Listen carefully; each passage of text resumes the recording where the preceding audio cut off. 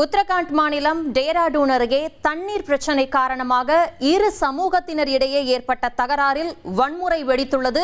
இதில் இளைஞர் ஒருவர் கொல்லப்பட்ட நிலையில் சம்பவம் தொடர்பான பரபரப்பான காட்சிகளை முதலில் பார்த்துவிடலாம்.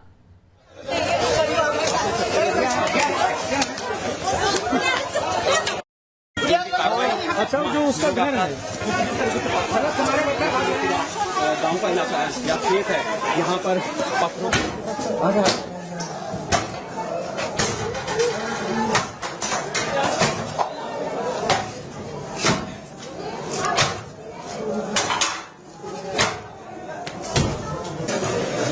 हवा मिल जाएगी बाहर इसको बाइक है क्या ऊपर से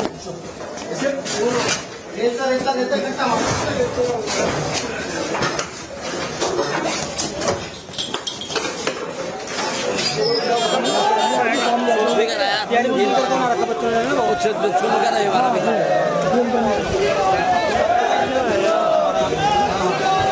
किसी गरीब का वो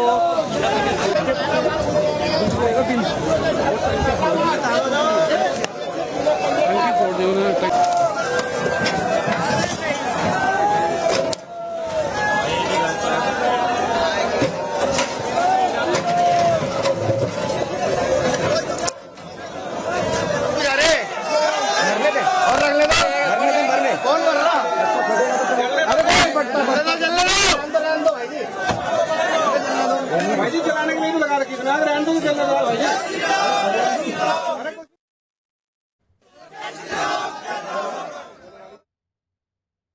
கூடுதல் தகவல்களை செய்தியாளர் ரமேஷ்குமார் வழங்க கேட்கலாம். வணக்கம் ரமேஷ்குமார், என்ன காரணத்துக்காக இந்த பிரச்சனை ஏற்பட்டது? அந்த இடமே ஒரு கலவர பூமி மாதிரி காட்சி அளிக்குது. கூடுதல் விவரங்களை விவரிங்க.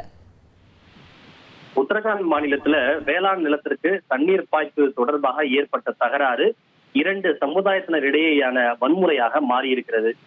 உத்தரகாண்ட் மாநிலம் டேராடூன் மாவட்டம் பைராகிவாலா கிராமத்தில் இருக்கக்கூடிய விகாஸ் நகர் கிராமத்தை சேர்ந்த வினோத் கஷ்யப் என்ற நபர் வேளாண் நிலத்திற்கு தண்ணீர் பாய்ப்பு தொடர்பான தகராறில் கொல்லப்பட்டிருக்கிறார்.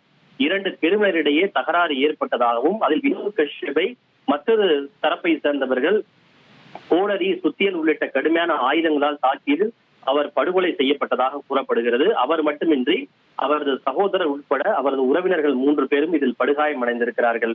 இந்த கொல்லப்பட்ட வினோத் கஷ்யப் பாஜகவை சேர்ந்த உள்ளூர் பிரமுகர் என கூறப்படுகிறது. இதனால் ஆத்திரமடைந்த அவரது உறவினர்கள் யார் தாக்குதல் நடத்தினார்களோ அவர்களது வீட்டை முற்றுகையிட்டு போராட்டம் நடத்தியதோடு அவர்களின் வீட்டின் மீது கற்களை வீசி தாக்குதல் நடத்தியிருக்கிறார்கள்.